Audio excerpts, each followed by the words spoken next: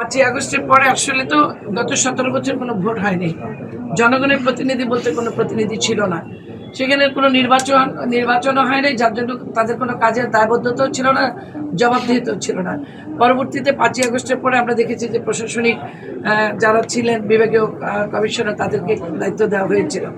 কিন্তু একটা নির্বাচনের পরে একটি গণতান্ত্রিক সরকার যখন গঠন হয়, জনগণের জন্য কাজ করার জন্য প্রশাসনিক কর্মকর্তা, বিশেষ করে আমাদের যারা সরকারি কর্মকর্তা, তাদের চাইতে যারা জনগণের প্রতিনিধি বা রাজনৈতিক দলের যারা নির্বাচন করবে বা যারা গণতান্ত্রিকভাবে নির্বাচিত হয়ে সরকার গঠন করেছে, তারা হয়তো জনগণের কাছে দায়বদ্ধ থাকবে, তার কাজের জন্য দায়বদ্ধ থাকবে এবং মানুষের স্থানীয় সরকারের তাদের পক্ষে কাজ করার জন্যই সরকার ওইভাবেই হাঁটছে, যাতে জনগণের পাশে থেকে আমরা কাজ করতে পারি, তাদের সমস্যার সমাধানগুলো করতে পারি।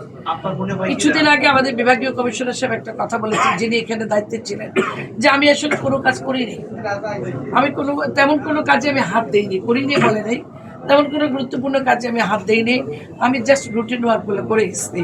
আর যে বড় বড় কাজগুলো আছে এগুলো এখন আপনারা করবেন। তার জন্যই আমি বললাম যে তাদের প্রশাসনিক যারা কর্মকর্তা তারা হয়তো এই দায়িত্বগুলো নিয়ে কাজ করে নাই, আমরা সেই দায়িত্বগুলো নিয়ে জনগণের জন্য কাজ করতে চাই। এই যে এত সমস্যা বরিশালের, সারা বাংলাদেশেই একই অবস্থা, স্থানীয় সরকারের টোটাল মেরুদণ্ডটাই ভেঙে গেছে, তাই না? একদম ইউনিয়ন পরিষদ থেকে শুরু করে উপজেলা পরিষদ, জেলা পরিষদ, সিটি কর্পোরেশন, সেই জায়গাগুলোকে আমরা শক্তভাবে মেরামত করার জন্য, জনগণের পাশে থাকার জন্য আমরা দায়িত্ব নিয়েছি। ইনশাল্লাহ আমরা সেগুলো কাজ করে যাব। এখন আমরা বসে দেখি, যেহেতু আমাদের জীবনের নিরাপত্তাই নেই এখানে, তাহলে সেটাকে সুন্দরভাবে করা বা কিভাবে নিরাপদে রাখা যায় বা নতুন করে আমাদের সিও সাহেব ভালো বলতে পারবেন, যেহেতু ওনারা দীর্ঘদিন এখানে আছেন।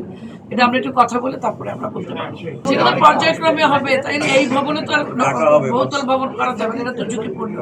সেটাকে নতুন করে যদি নগরভবন করতে হলে সেখানে দেখতে হবে, বসতে হবে, আলোচনা করতে হবে, তারপরে তো বলতে হবে।